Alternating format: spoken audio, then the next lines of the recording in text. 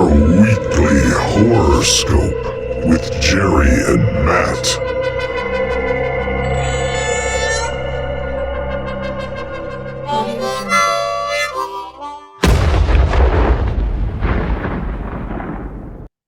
Good evening. Welcome, horror fans. Welcome back to another edition of the Weekly Horoscope.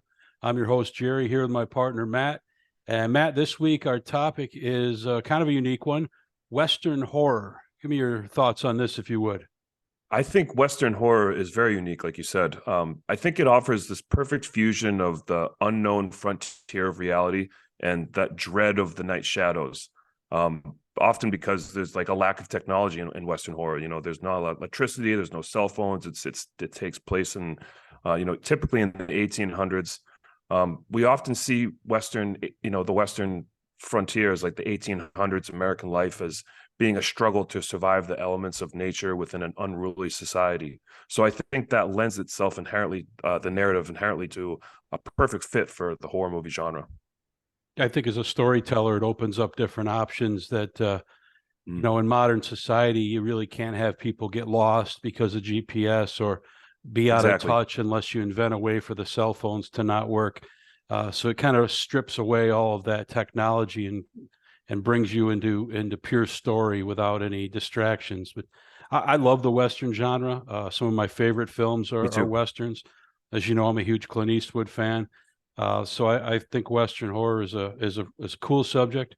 The most shocking thing to me is that neither one of us selected Bone Tomahawk, which is probably the first movie I think of when I think of Western horror.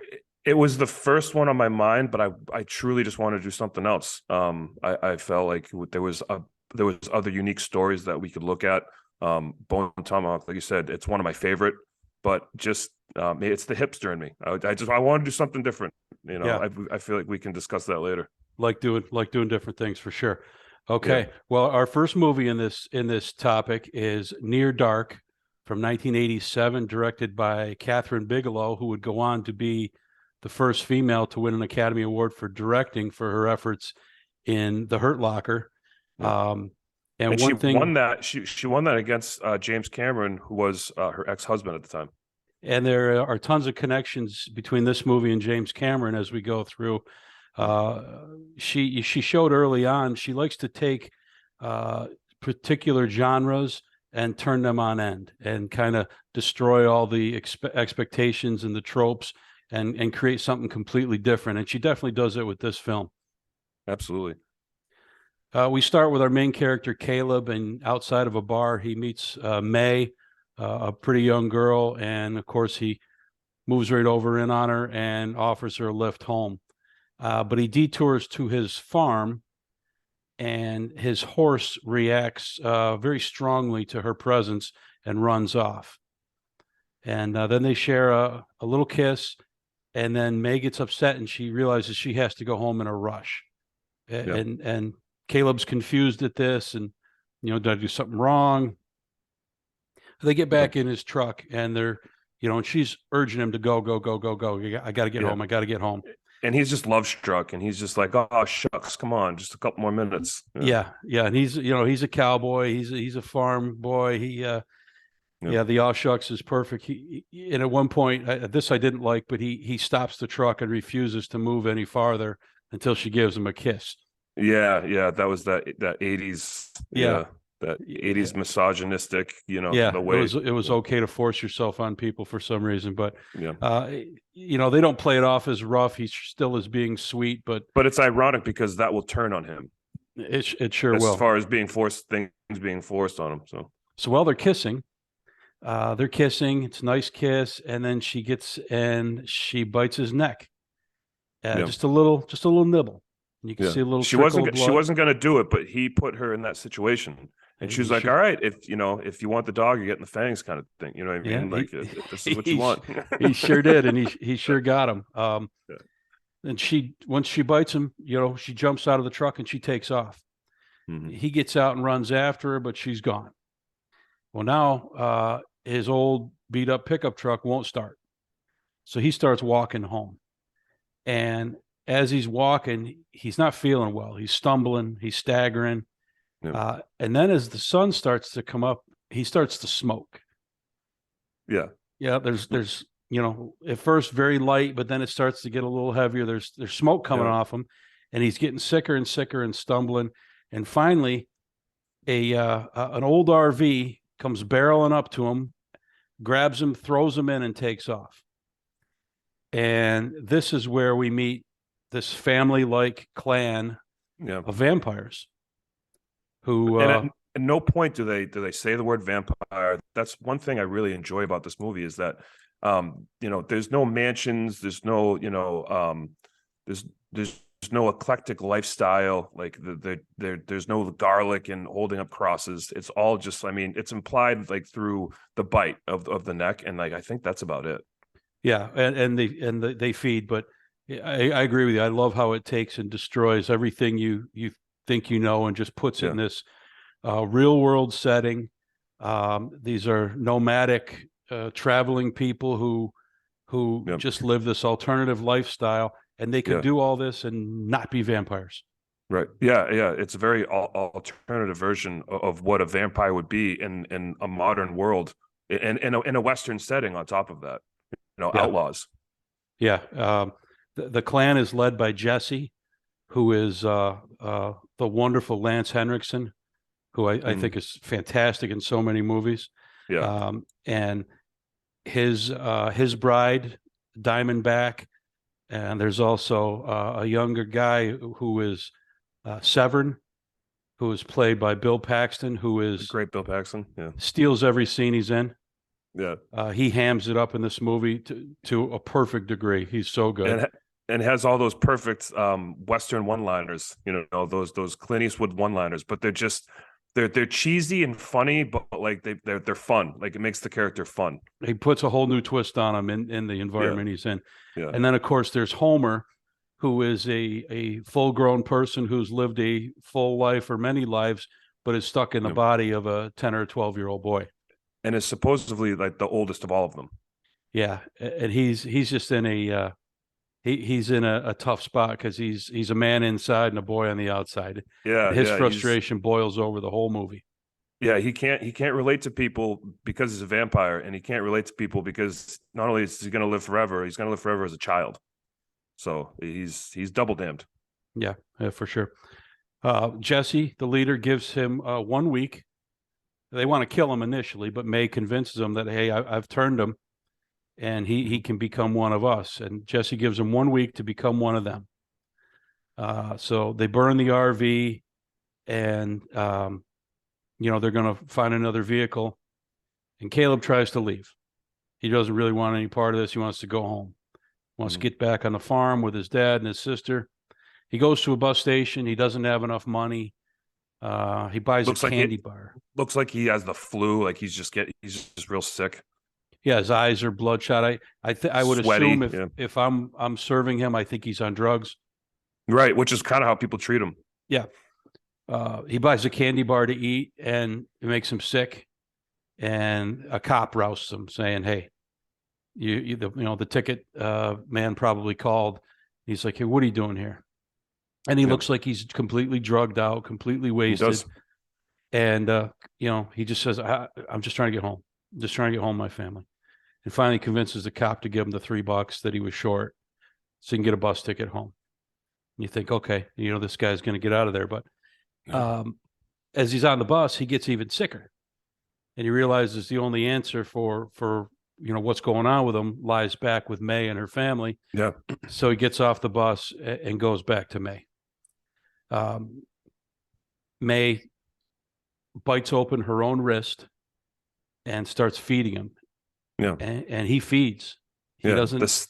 The sickness is seeping in, and he's just giving into it. Yeah. And he eats from her hungrily to the point where she has to pull away before he drinks too much. Yeah.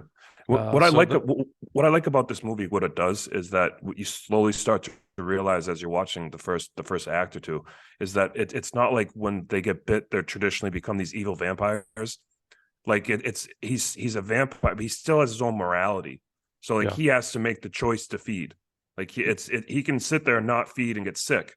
But then who wants to just sit there and die? So like it's a morality like they have to come to this decision on their own. It's not like he's inherently evil. Like he's still battling with the person he is, Caleb. Yeah. But now he has to do this to live, and he's just disgusted with it. And he even says May, I'm not a killer. Right. Yeah. Yeah. Yeah. Cool. This is, not to get off track, but this is one of, if not my favorite vampire movie of all time. It's an essential. Yeah, certainly in my it's one of top the essentials. I just think it's so cool how they change everything up and make it so different. And even though it feels, I mean, it feels like an 80s movie. Like, certain movies just feel, they have that era feel to it. But I mean, it's also like Catherine Bigelow, she just makes badass movies. Like it's still cool. Like I like the music, the tempo they have with it. Like it's a fun movie. Yeah. Back at home, Caleb's father and sister are unhappy with the progress the police are making in his disappearance. So they set out on their own to start following clues and find him. In fact, one point, Caleb calls home to tell him he's okay, and no one's there to answer. And this part is one of my favorite parts. This is where we start to see these vampires and how they kill, and we see various setups. The Homer, who looks like a young boy, pretends to have fallen off his bicycle. Yep. We get to see all these scams they pull to get people to feed on. Yeah. And it was really cool and a complete deconstruction of the typical vampire myth. And I loved it. They act like this like inner city gang, like robbing people. Like we're set up with decoys and you go around the corner type thing. Yeah, it's interesting. They take the gang approach. Yeah, that's what they are, really. That's like I said, they could be robbing people, and this whole plot would almost be the same if they weren't vampires. Right. Yeah, just bandit outlaws from like a Western bandit outlaw scenario, but they're vampires. It's a great twist. Caleb still won't kill, and he only will feed on May, and they're running out of patience with him. So they tell him, you got to do it, or you're running out of chances. You're not one of us. Yeah. And then that introduces us into probably the most memorable scene of the whole movie, and it's a nice long scene that really marinates in the tension and the flavor. But they rouse this bar, some roadside redneck bar, and this is where Bill Paxton goes, completely over the top. Yeah, when I was younger and saw this movie, like I thought this was what bars would be like guys in leather jackets just beating each other up. And I was younger, I was like, I don't want to go. Between this and Terminator 2, I was like, I'm never going to a bar. Like, yeah, right. This could happen, But they're just messing with people. They're starting fights. They're, he drinks another man's drink and then pretends he's joking and buys him another one and then spits it in his face and just just being rude and crass and over the top and like, you guys can't tell me what to do. Yeah. The brashness of being immortal comes on full display. Yeah. And finally Severn, he's raising hell all over the place. He finally kills the guy that he's harassing, and he's drinking from him, and then he turns and walks back towards the bar, and he's got sunglasses on and he's got blood on him. He's going, finger licking good, and he's just so over the top. It's wonderful. Yeah, he's like, you, like looking at the bartender, just taunting him. Yeah. And at this point, the bartender shoots Caleb in the stomach, which is weird because Caleb hadn't really done anything. Severn was doing all the antagonizing, but he shoots Caleb in the stomach. Severn jumps up on the bar, and with his cowboy boots, he goes back and forth, slashing the bartender's throat with his spurs. Yeah, which was gives him a nickname. Yeah, it just gives him a nickname, calls him Pig Knuckle or something. Yeah, just another cool scene. He had a school bully. Yeah. So finally, there's one guy left in the bar, and May is dancing with him and says, "He's for you, Caleb." And their intent is Caleb's got to finish this deal if he's going to be part of the group. The guy jumps out of a window and just takes off, which everyone should have done much sooner. This was the only smart guy in the bar, apparently. Yeah, it was actually a cool scene. I liked how they shot that, showing him like jump through like slow motion, and they pan from the outside and they show him coming out. It was a cool shot. So they send Caleb. He's yours, Caleb. Go get him. So Caleb chases them. Well, they set about burning the rest of the bar to the ground. And the young kid's dancing. Homer. Oh. He's like dancing on the bar. Like then they're playing they're playing music and like on the jukebox, and he's just like dancing while it's burning. That was awesome. They're having like the most fun, you could Yeah, possibly have yeah. at this This point, this is which what is they do. crazy. Yeah, So they're all having this great time at the bar. Caleb actually catches his prey, but when he gets him down on the ground, he again can't do it, and he lets him yeah. go. Yeah, again, he's dealing with this. He still hasn't succumbed to the. He's dealing with the morality of what he has to do to survive with this new blood fusion that he has as far as being a vampire, and it's a moral situation for him, which Yep. is I think again is one of the coolest parts of the movie is that it's not about being instant evil because it tells you that none of these characters are. Like you see, like May has a certain disposition as far as her situation. Homer, they all do. They all have a certain disposition about how they feel. And like you look like Severin, Bill Paxton's character, he just loves it. He's like, yeah, this is what I am. Yeah, they all have this like this different disposition towards being a vampire, and he hasn't succumbed to it yet. No, for sure, and maybe he never will. Well, now they're really fed up with Caleb, and they really want him dead. But sun is coming up, and they have to get somewhere safe. Yep. And what I thought was kind of a funny little scene. They check into this hotel, and there's an old man working the counter, and he says to Jesse, "Haven't you been through here before? Yeah. A long, long, long time ago?" And Jesse's like, "Yeah, I tend to get through these parts every 50 years or so." Years. Yeah. Which Then is, just slams the door and walks out. Yeah. yeah, and most leave the guy scratching his head, but I couldn't tell if he was joking or if I was like, what was he really there 50 years ago? Like, you know what I mean? Like, yeah, because yeah.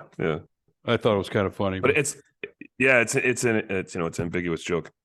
They get in there just before sunrise, and they're going to deal with the Caleb situation when it's dark again. But the police knock on the door, and they are surrounded by guns because the man that Caleb let go went right to the police, which you would expect. Yeah. So they get into this awful shootout, and it's daylight. So every shot through this little cabin they're in brings a bullet, but also brings a strand of daylight. Yeah. So it's not looking good Right. as things get torn apart, windows get smashed in. Yeah, they take a board and they try to like put it up. Yeah, things are looking less and less likely that the Klan is going to make it out of there. So in an act of heroism, Caleb, he doesn't want to kill people. He doesn't want to be a vampire, but he really likes May and doesn't have any ill will against any of these people, these vampires. So he throws a blanket over them and he runs out to the van. And along the way, he catches fire. The blanket catches fire. You see him, it was cool how the blanket caught fire and he kind of shed it as he was getting in the van. But you see him, as he climbs in to grab the steering wheel, his hands are still burning. Yeah. So he subjected himself to all that in an effort to try to help the Klan. Yeah, he made a sacrifice. Yeah, and they recognize that. He crashes the van right through the building. They all jump in and he drives away and he gets them away. And they're like, okay, now they're clapping him on the back and saying he bought himself some time. Yeah. So all is good for a few minutes, but they check into another hotel.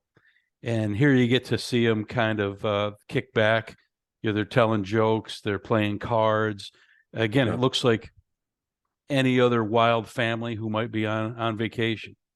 Right. Well, and it's also like this is what they do. They cause trouble and they get away and they get out of there and they're just a gang on the run. Yep. Yeah.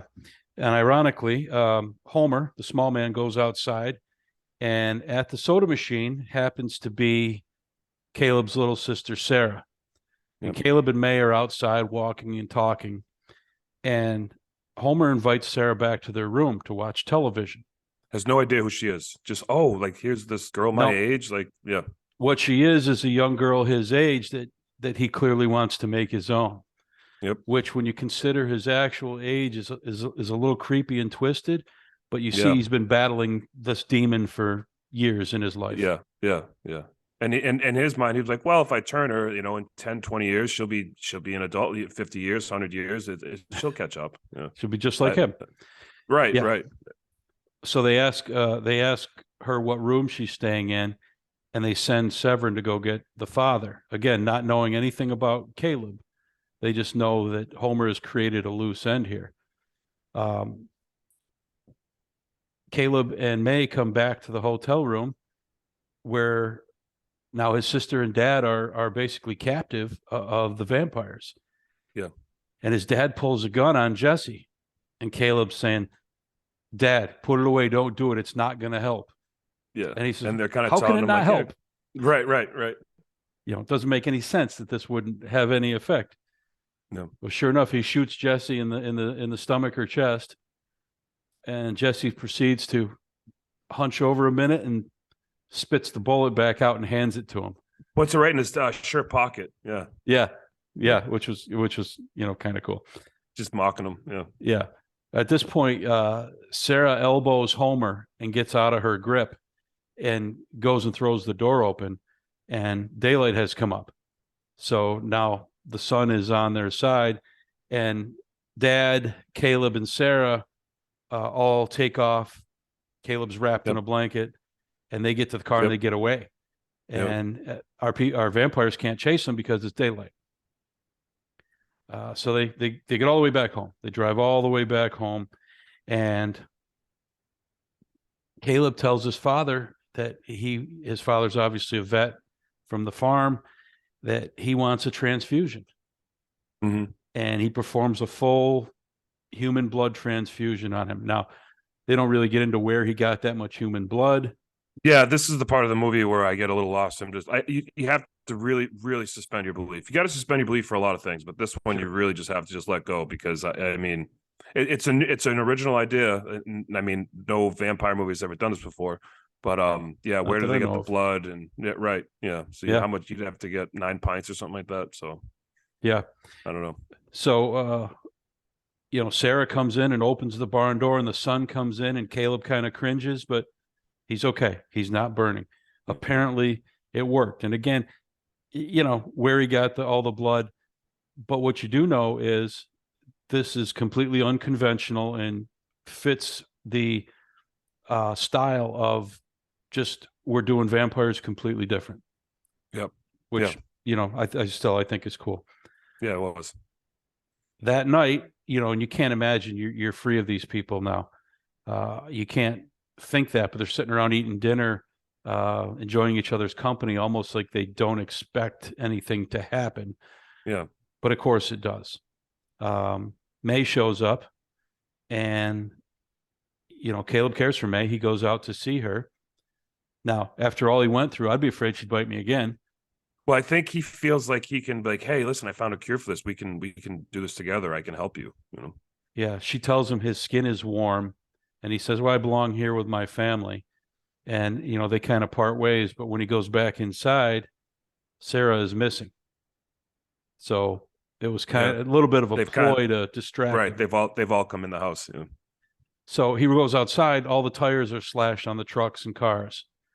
So he mounts his horse and takes off into town looking for him. And this is a very quintessential Western scene.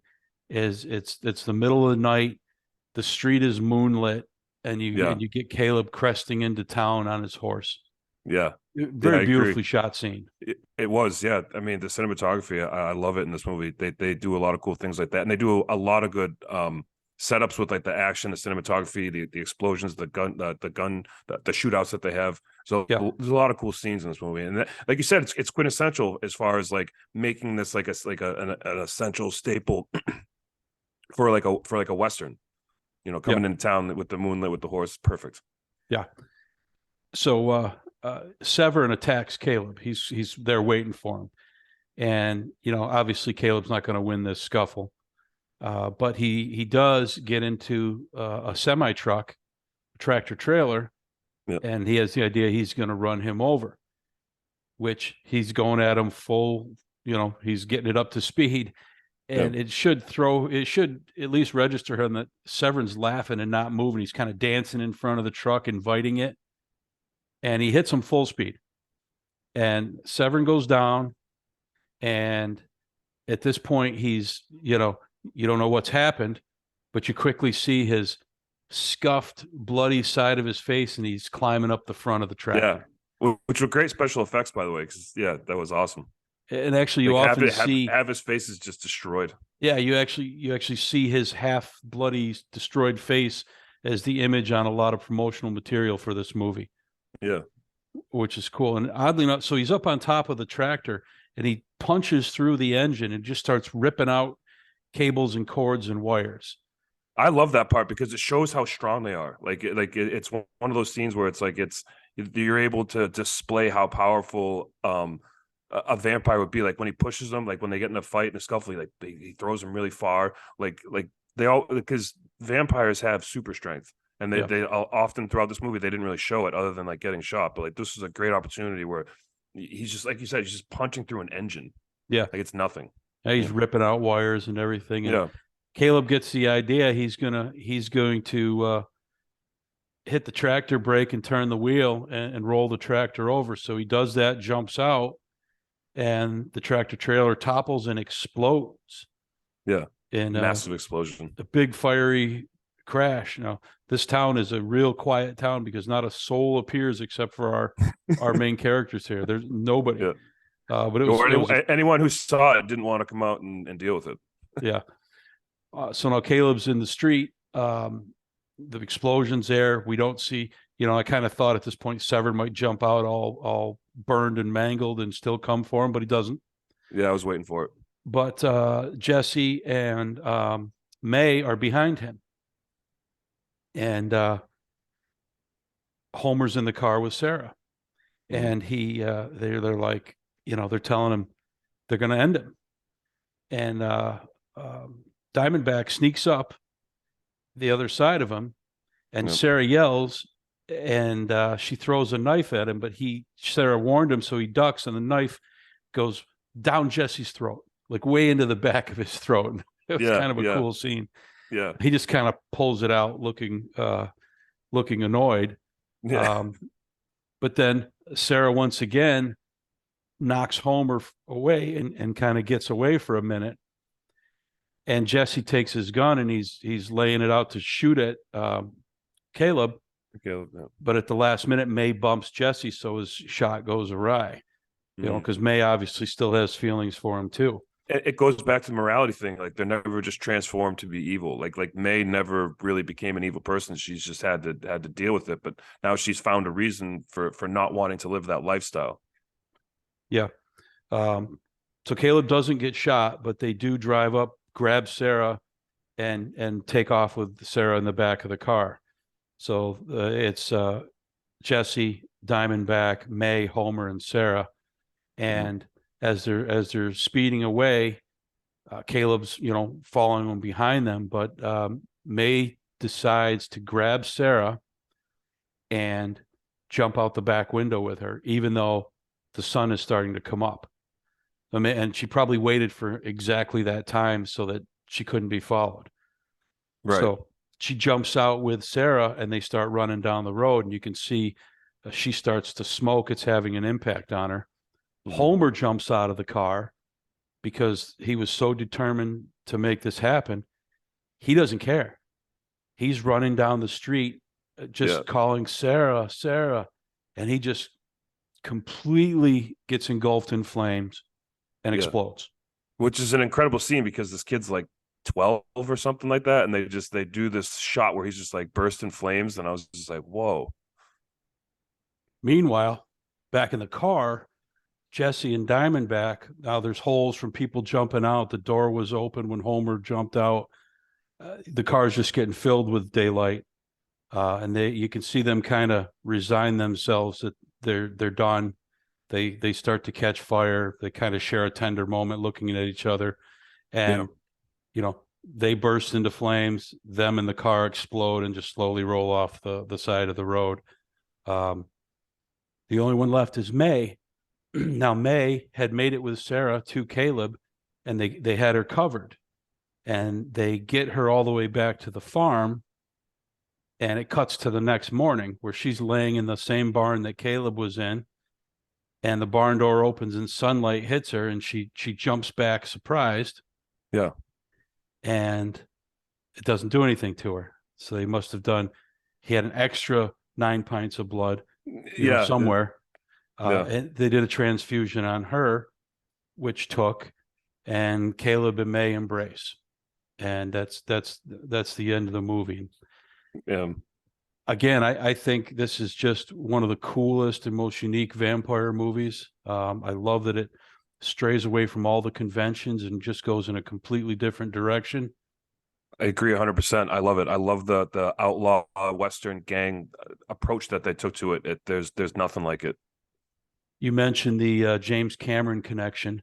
Mhm. Yeah. The bar scene in Terminator and the bar scene in Near Dark are very similar, but the connection is very real because Diamondback, Jesse, and Severin all acted the year prior in James Cameron's Aliens, Yeah. and he recommended them to Catherine Bigelow for this particular movie because she wanted a group that felt like a family.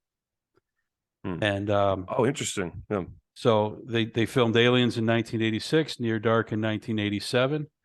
So had 3 cast members move forward, and 2 years later, her and James Cameron were married for a brief period of time. But there definitely is that connection that flows through this movie. And there's another one, that guy that was in the bar that gets beat up by Paxton, like that first guy that's having a drink. That's the guy from Terminator 2 in the bar in the very beginning that goes to put a cigarette out on Schwarzenegger's chest. That's the same guy. Oh wow, fantastic! No wonder you Yeah, never went to bars. Stayed Excellent. away for years. So highly recommended movie from both of us, and really cool 100%. entry into the Western horror. Yeah. Our second film is a different animal altogether. The film is called Ravenous, from 1999, directed by Antonia Bird. And this movie takes place in the 1840s, kind of like you talked about. Now it's a more traditional Western. Yeah, the Manifest Destiny. Yeah. Our main character is John Boyd, played by Guy Pearce, and he is transferred to Fort Spencer out in California due to an act of cowardice. He played dead in a battle because he was afraid to fight, and he got stacked into a wagon full of dead bodies and brought inside the enemy camp. And you can see he's laying there at the bottom, and all this blood is running down on him. And this is kind of the beginning of the theme that's throughout the whole movie. Some of that blood is going right down his throat. Yeah. And now that he's inside the enemy camp, he gets up and he takes over the enemy camp. So he was hailed as a hero, except when they learned how he got there, he was a coward. Right. Yeah. Yeah. And they take this, they spend the first act really dripping in the theme as far as like what's going to happen. And a lot of the small things they do in these scenes is very good at subtle foreshadowing. And this movie is listed as a dark comedy as well as horror. We'll talk about later whether they hit that balance. So he's sent to a new camp, which is run by a Colonel Hart, and they're talking, and a man comes outside the camp and collapses. And they bring him in and nurse him to health. His name is Colhoun, and he tells a tale of being a party of 6 traveling with a Colonel Ives. They took a shortcut through the Sierra Nevada mountains and got trapped. Tells him he's a man of God, a servant of God. Servant of God, yes. Yeah. He's got a cross. He's got like a little cross, like bracelet, rosemary, whatever it is. Rosary beads. Rosary. I'm sorry, that's what it is. Yeah. So he tells them that once they got trapped, they ate their oxen, they ate their horses, they ate the dog, they ate their belts, they ate their shoes, and then they started to eat each other as they died. Yeah, and he has this like traumatized look in his eyes, like while he's explaining it. Yeah, and he says that Colonel Ives, this is where we first hear of the legend of the myth, where when you consume another man, you take his power. Right. And he says Colonel Ives became hungry for the flesh. Yeah. and he's desired like, that power. yeah, and there's like they don't do that anymore. And the Native Americans, like Christians, do it every Sunday when they eat the flesh of Christ. You Yeah, guys practice this all the time. yeah, body of Christ. Yeah. Yeah, So Colhoun says he got an opportunity and he fled because he knew he was going to be eaten. So they arrange a party to go search for this Colonel Ives, and they talk about the they got to be prepared because of the legend of taking on people's strength. And at one point, one of the members of the party gets a wound while they're traveling, and he wakes up to find Colhoun is licking his injury. yeah, he freaks out. Yeah, He screams like he was licking me. yeah. So they tie him up. Yeah, and he says he's like I'm so sorry. I had a nightmare. Tie me up, refrain me. I mean you guys no harm. Like Yeah. I'm a little PTSD right now. I didn't mean to. Yeah, so true. They get to the cave, and they go in, and they find skeletons and remnants of a little camp, and Yep. they count 5 skeletons and realize if it was a party of 6, this is a trap, Right. and the Colhoun is the cannibal. Yeah. So outside of the cave, he kills George, the Native American. He kills Toffler, and he kills Colonel Hart. So Boyd and a military man, Reich, they come out after him, chasing him. Calhoun throws a knife at Reich, hits him, and sends him off a cliff. Yeah. Boyd then shoots Calhoun in the shoulder, but it doesn't seem to have any effect whatsoever. Doesn't do anything. Yeah. So then Boyd turns and jumps off the cliff. So I thought is this an act of cowardice?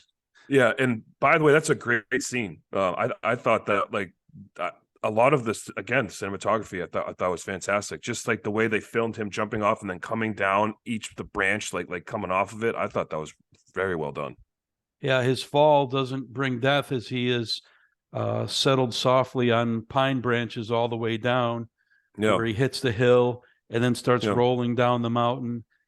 At one point becomes entwined with Reich's dead body, and they roll entwined all the way down until they land in a crevice in a ravine covered by brush. And at this point, Boyd's my favorite, Boyd's leg has snapped with the bone sticking out of it. Which, you got your eyeballs, I got my broken bones. And so there he's trapped. Calhoun is looking for him but cannot find him. But we see him push his own bone back into place, which is just pretty gnarly, harrowing. And then we see time pass by. It keeps showing night and different stages of the moon. Mm-hmm. So we a length of time is passing as this is all taking place. And finally, Boyd, with no alternative, he can't move. He's trapped under. He leans over and he starts slicing pieces off of Reich and consuming them. So we get the assuming that he'll get better. He'll gain some strength, and he does. And Reich was a fit and strong and soldiering type of guy. And he eventually gets his strength, gets out of the ravine, and walks back to Fort Spencer. When he gets there, Martha tells him, and she was George's wife, also a Native American. She tells him that the hunger will never stop, and the only way it ends is if he dies. So it's a very alluding to like a drug addiction, like a heroin addiction. Like once you've tasted it, like you're just addicted to it. You need it. Yeah, and power is addicting as well as narcotics and things you take. So it's a double whammy. It's a double whammy. Yeah, it's a great allegory. So there's a General Slauson there, and he was sent to reinforce the camp and to bring in new crew members. And they don't believe Boyd's story. They tell him that we can't find any evidence. There's nothing in the cave. There's nothing to support what you're saying. We think maybe you just went mad with. Which it's always frustrating to me when you have a story where somebody Someone's hysterical and they come out and like, listen, you guys need to listen. Like the Yeah. scientist that's like got his hair crazy. He's like, you guys go listen to me. And everyone's like, okay, you crazy person, whatever you say. And then impending doom happens. And Yeah, but nobody believes you. It always drives me crazy. yeah. So he brings in the new colonel who's going to run Fort Spencer and introduces him as Colonel Ives. And it is Calhoun. Yeah. And he's saying, whoa, whoa, whoa, that's him. That's the guy right there. Yeah, of course, nobody believes freaks him. out. Yeah, he freaks out. He falls down right away. Like the shock comes right back to him. Like, that's the guy that I was telling you about. And it's a great twist because you just don't see that coming, that he was making up the story the whole time about he was talking about General Ives. Yeah, it's a really good twist. Yeah. He even has him show him the shoulder where he claims to have shot Calhoun, and there's no scar. Yep. So and of course the whole time he's just looking at him. Yeah, he's looking at him the whole time like it's not going to work. Yeah, I know what you're doing. He follows him one night, and now he goes as Colonel Ives, but he confronts Boyd and confirms who he was. And he tells him a story about how he used to have tuberculosis, he had depression, he was going to die, and he was with a native scout who told him the myth about taking the power of someone that you eat. He said, so I had to try it, so I killed the scout and ate him. It's like, I guess I won't tell anybody that story. Right. Which that was part of that dark humor that they tried to inject here. Yeah, it's kind of dribbled here and there, but it's some of it's subtle and some of it's obvious like that. Boyd attacks him and cuts his hand, and they kind of show him lingering with the bloody hand and like in front of him, and you can see Boyd wants it. Well, you know what's interesting? It goes back to what I was talking about, like the drug addiction. When he holds up his hand that's bloody, he's like, "Don't you remember this?" He's also holding a lit cigarette, and nicotine cigarettes are highly addictive. So you've got this like semiotic relationship between the addiction of a cigarette and the blood that he's addicted to. So it kind of conveys that to the audience members that that's an addiction. So Boyd gets arrested for attacking Colonel Ives. And when he's held, they find all the horses at the camp are dead, and they find Cleves dead, and they blame Boyd. Now, Cleves is played by David Arquette, and he's supposed to be a funny character. Yeah, doesn't really say two words the entire movie. Just kind of smokes pot and makes funny faces. Maybe, funny face. Peyote. Yeah, exactly. Yeah, exactly. He's just kind of like, ooh, just kind of like the complete stoner goofball that just laughs and dribbles. Yeah. So Martha leaves. She has to walk now because the horses are dead. So she leaves to walk to the general to get more help. Now, all that's left is Colonel Ives, Boyd, who's locked up, and Major Knox. Ives is making a stew. This was the one part I actually did find funny. He's making a stew, and you see him cutting up carrots and potatoes and putting them into this big pot. Yeah. And Major Knox asks him if he needs any help. And he says, no, I'm fine, but don't worry, you can contribute later. And of course, we all know like exactly Major Knox is going in the stew. And he's like, oh, okay. Like, yeah, just doesn't register with him, right? Right. That's a good line. I like that part. Yeah. And in kind of a surprise, Colonel Hart, who Boyd they seem to get on very well when he first met him, he appears and he is not dead. He was fed by Ives and brought back to health, but he's also a cannibal now. Yeah. And he wants Boyd to join them. They're going to be, a group of cannibals, or they're building a little. He's like, listen, I like you. You're a good guy. I've got nothing against you, but we're kind of strength in numbers here. We kind of need you to join. We need you to get in on this. Yeah. And you've been exposed already, so let's just do this. Right. Like, no turning back. You've done it already. Man. Yeah. Right. There's no turning back. Like, you've already done this. But he refuses. Doesn't want to go down that path. So Ives stabs him in the stomach, but he says not fatally. And then they kind of tie him up, and they serve stew a la Major Knox. Yeah. And they give Boyd the choice. You must eat or you will die. Yeah. And eventually he eats. Yeah. And they're having this very smug conversation. They sit down. I was like, isn't this civilized?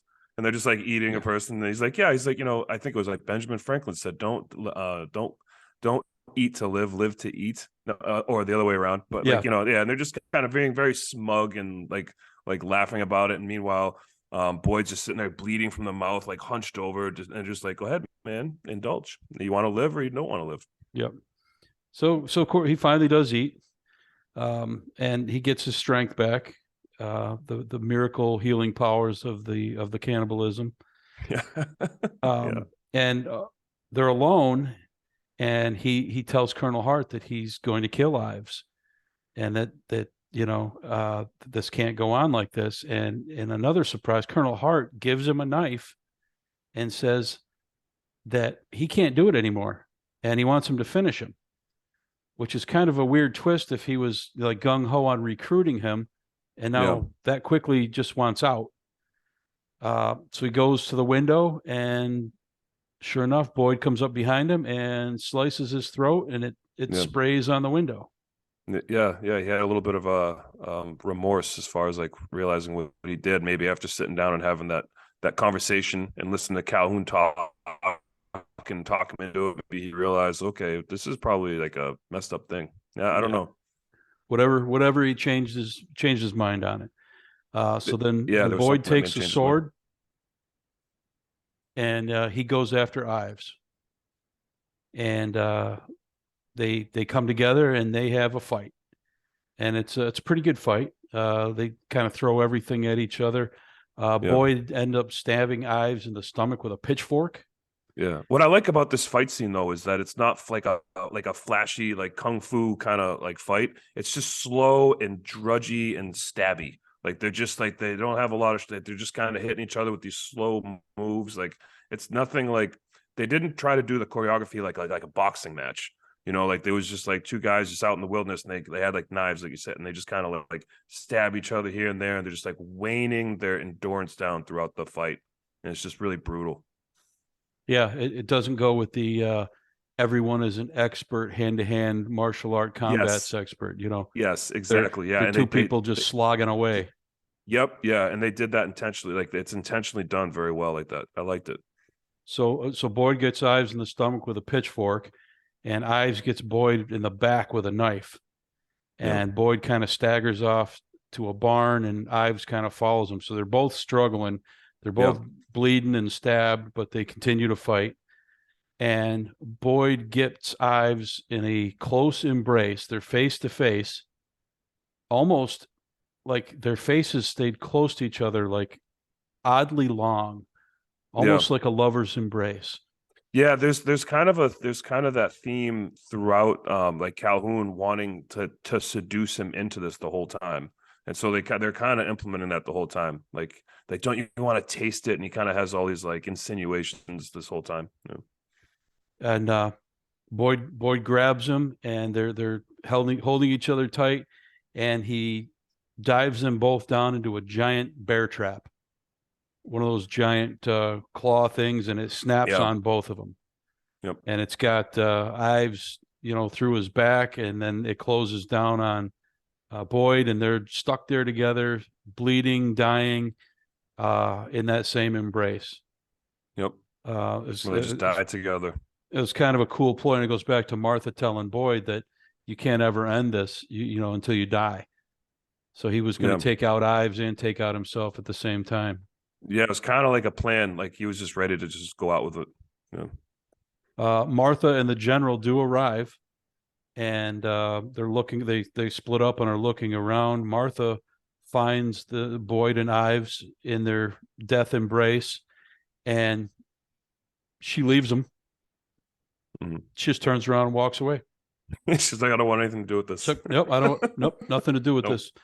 And the general, of course, finds the stew a la Major Knox, and it smells good, so he helps himself to a spoonful.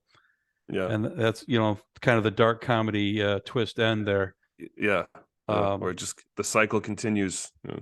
And that's the film. What would you think of this movie? I think it's very unique. I like there's an overall theme where it's the manifest destiny where in the 1800s it was about really America, like Americans really consuming the land and taking over the Native American land and just kind of consuming all the resources. And so that in itself is a very cannibalistic theme. And so the theme of like the Western frontier was cannibalistic in its nature. And so dealing with the individuals in the movie, like the whole like you can't eat people, you can't be a cannibalism, you can't consume each other, but that's what they're doing as a society anyways. And so it's got this dual nature that's it's very interesting way to approach it. Yeah, I get what you're saying. I gotta say, I didn't really like this movie. I found it, and I'm all for people trying to do different. I'm all for unique. Yeah. I'm all for outside the box. I just felt it was uneven. Yeah. I felt like it didn't know if it wanted to be dramatic, horrific, comedic, and Yeah. I just felt like it missed on a lot of those Yeah. spots. They'd fired the original director, and then they kind of like had this movie that they were like they'd already budgeted for and hired everyone for, and they fired the director because the director couldn't get along with anyone at the executives, so they fired him, and then they wanted to bring in the director for the Home Alone 3 movie, the B movie that they made. And then everyone went on strike, and they said, "There's no way we're working with that guy." All the actors were like, "We're not doing that."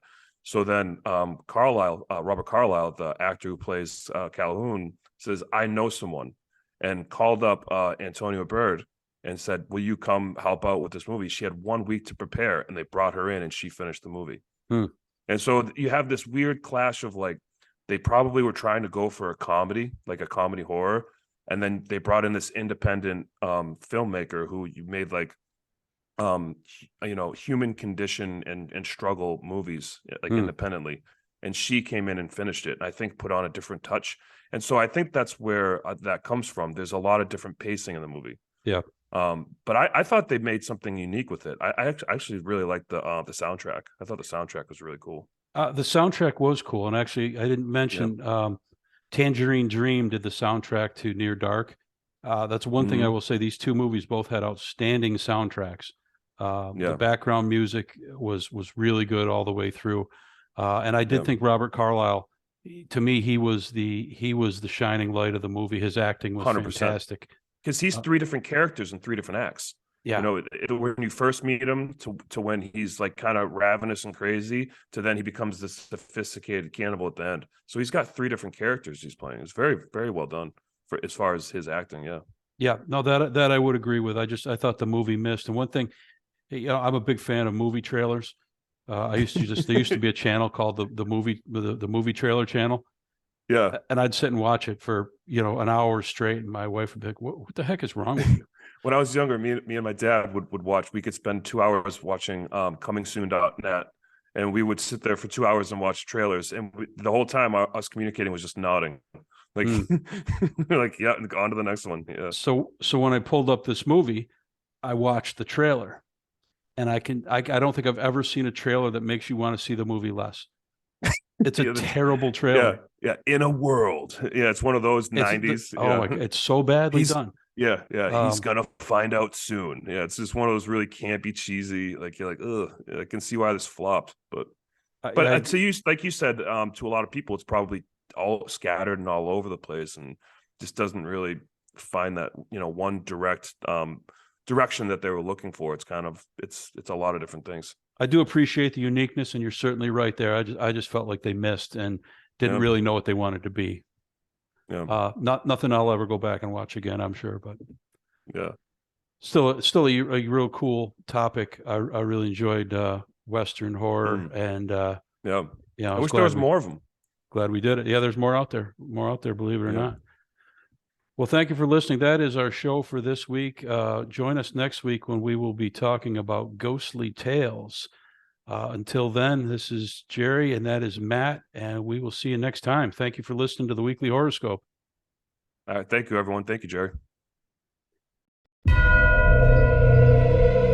Your Weekly Horoscope with Jerry and Matt.